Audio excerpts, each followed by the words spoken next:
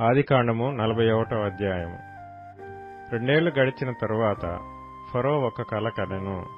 అందులో అతడు ఏటి దగ్గర నిలిచియుండగా చూపునకు అందమైనవియు బలిసినవియు నైన 7 ఆవులు ఏటిలో నుండి పైకి వచ్చుచు జమ్ములో మేయుచుండెను. వాటి తరువాత చూపునకు వికారమై చిక్కిపోయిన మరి 7 ఆవులు ఏటిలో నుండి పైకి వచ్చుచు ఏటి ఎడ్డున ఆ ఆవుల దగ్గర నిలుచుండెను.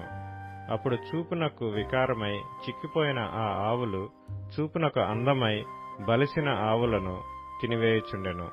అంతలో ఫరో మేలుకొనెను. అతడు నిద్రించి రెండవసారి కలకనెను. అందులో మంచి పుష్టిగల 7 వెన్నులు ఒక్కదంటున పుట్టుచుండెను. మరియు తూర్పు గాలి చేత చెడిపోయిన 7 పీల వెన్నులు వాటి తర్వాత మొలిచెను. అప్పుడు నిండైన పుష్టిగల ఆ 7 వెన్నులను ఆ పీల వెన్నులు మృంగివేసెను. అంతలో ఫరో మేలుకొని అది కల అని గ్రహించెను. తెల్లవారినప్పుడు అతని మనస్సు కలవరపడెను. గనుక అతడు ఐగుప్తు శకునగాండ్రనందరినీ అక్కడి విద్వాంసులనందరినీ పిలువనంపి ఫరో తన కలలను వివరించి వారితో చెప్పెను. కాని ఫరోకు వాటి భావము తెలుపగల వాడెవడునూ లేకపోయెను. అప్పుడు పానదాయకుల అధిపతి, నేడు నా తప్పిదములను జ్ఞాపకం చేసుకొనుచున్నాను. ఫరో తన దాసుల మీద కోపగించి నన్నును భక్ష్యకారుల అధిపతిని మా ఉభయులను రాజ సంరక్షక సేనాధిపతి ఇంట కావలిలో ఉంచెను. ఒక రాత్రి నేను అతడు మేమిద్దరము కలలు కంటిమి. ఒక్కొక్కడు వేరువేరు భావములు గల కలలు చెరి ఒకటి కంటిమి.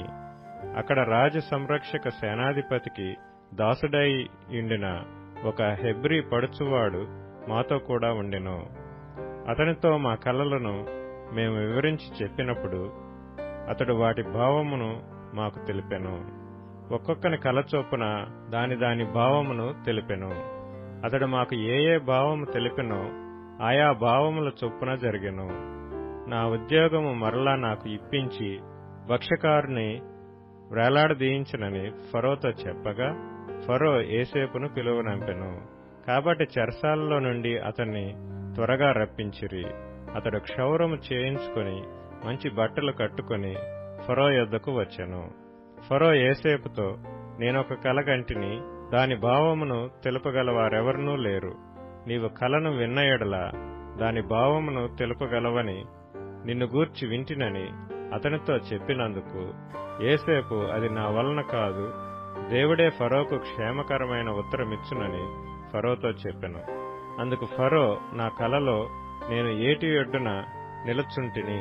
బలిసినవియు చూపునకు అందమైనవియు నైన 7 ఆవులు ఏటిలో నుండి పైకి వచ్చి జమ్ములో మేయుచుండెను. మరియు నీరసమై బహు వికార రూపం కలిగి చిక్కిపోయిన మరి 7 ఆవులు వాటి తర్వాత పైకి వచ్చెను. వీటి అంత వికారమైనవి ఐగుప్తు దేశమందు ఎక్కడనూ నాకు కనబడలేదు. చిక్కిపోయి వికారంగానున్న ఆవులు బలిసిన మొదటి 7 ఆవులను తినివేశెను. అవి వాటి కడుపులో పడెను గాని అవి కడుపులో పడినట్టు కనపడలేదు. మొదట ఉండినట్లే అవి చూపునకు వికారంగా నుండెను. అంతలో నేను మేలుకొంటిని. మరియు నా కలలో నేను చూడగా పుష్టిగల 7 మంచి వెన్నులు ఒక్కదంటున పుట్టెను. మరియు తూర్పు గాలి చేత చెడిపోయి ఎండిన 7 పీల వెన్నులు వాటి తరువాత మొలిచెను. ఈ పీల వెన్నులు ఆ మంచి వెన్నులను మృంగివేసెను. ఈ కలను జ్ఞానులకు తెలియచెప్పితిని గాని దాని భావమును తెలుపగలవారెవరనూ లేరని అతనితో చెప్పెను. అందుకు యోసేపు, ఫరో కనిన కల ఒక్కటే, దేవుడు తాను చేయబోవచున్నది ఫరోకు తెలియచేసెను. ఆ 7 మంచి ఆవులు 7 సంవత్సరములు, ఆ 7 మంచి వెన్నులను 7 సంవత్సరములు, కల ఒక్కటే. వాటి తరువాత చిక్కిపోయి వికారమై పైకి వచ్చిన 7 ఆవులను 7 సంవత్సరములు, తూర్పు గాలి చేత చెడిపోయిన 7 పీల వెన్నులు, కరువు గల 7 సంవత్సరములు. నేను ఫరోతో చెప్పు మాట ఇదే, దేవుడు తాను చేయబోచున్నది ఫరోకు చూపించెను. ఇదిగో, ఐగుప్తు దేశమందంతటను బహు సమృద్ధిగా పంట పండు 7 సంవత్సరములు వచ్చుచున్నవి. మరియు కరువు గల 7 సంవత్సరములు వాటి తరువాత వచ్చును. అప్పుడు ఐగుప్తు దేశమందు ఆ పంట సమృద్ధి యావత్తును మరువబడును. ఆ కరువు దేశమును పాడు చేయును. దాని తరువాత కలుగు కరువు చేత దేశమందు ఆ పంట సమృద్ధి తెలియబడకపోవును. ఆ కరువు మిక్కిలి భారముగా నుండును. ఈ కార్యము దేవుని వలన నిర్ణయింపబడి ఉన్నది. ఇది దేవుడు శీఘ్రముగా జరిగించును. అందుచేతనే ఆ కల ఫరోకు రెట్టింపబడెను. కాబట్టి ఫరో వివేక జ్ఞానములు గల ఒక మనిషిని చూచుకొని ఐగుప్తు దేశం మీద అతని నియమింపవలెను. ఫరో అట్లు చేసి ఈ దేశం పైన అధిపతులను నియమించి సమృద్ధిగా పంటబండు 7 సంవత్సరములలో ఐగుప్తు దేశమందంతటను 5వ భాగం తీసుకొనవలెను.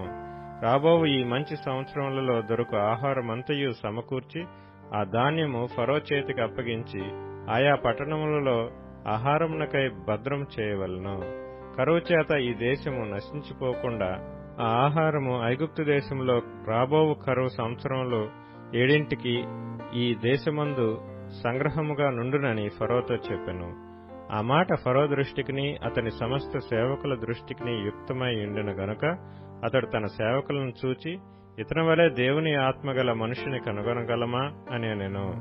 మరియు ఫరో, దేవుడు ఇదంతయు నీకు తెలియపరచును గనుక నీవలే వివేక జ్ఞానములు గలవారెవరనూ లేరు. నీవు నా ఇంటికి అధికారివై ఉండవలెను. నా ప్రజలందరూ నీకు విధేయులై ఉందురు. సింహాసన విషయంలో మాత్రమే నేను నీకంటే పైవాడనై ఉందునని యోసేపుతో చెప్పెను.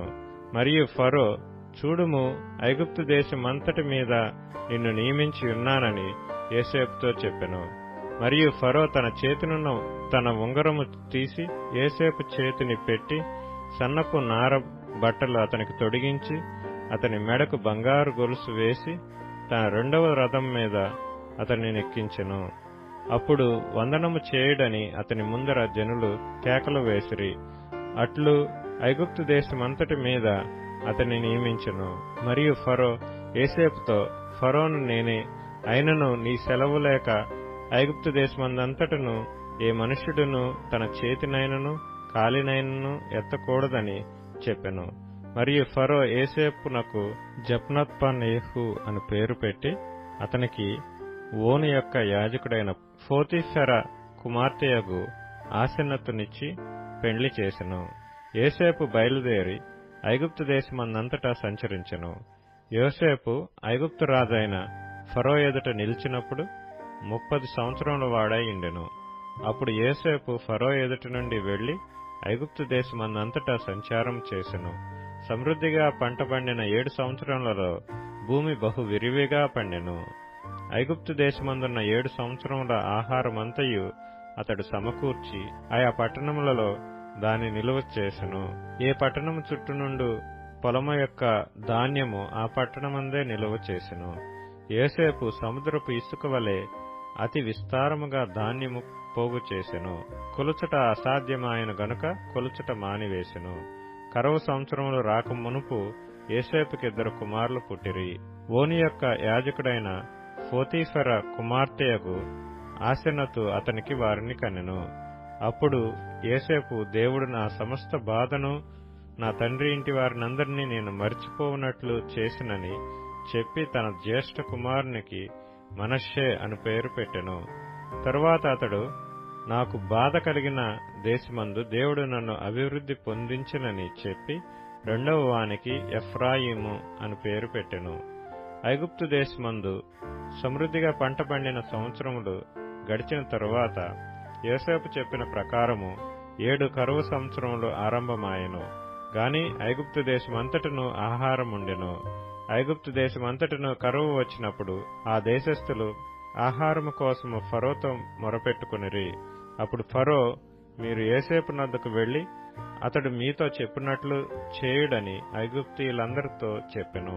కరువు ఆ దేశమందంతటను ఉండెను గనుక యోసేపు కొట్లన్నీయు విప్పించి ఐగుప్తీయులకు ధాన్యం అమ్మకము చేసెను. ఐగుప్తు దేశమందు ఆ కరువు భారముగా ఉండెను.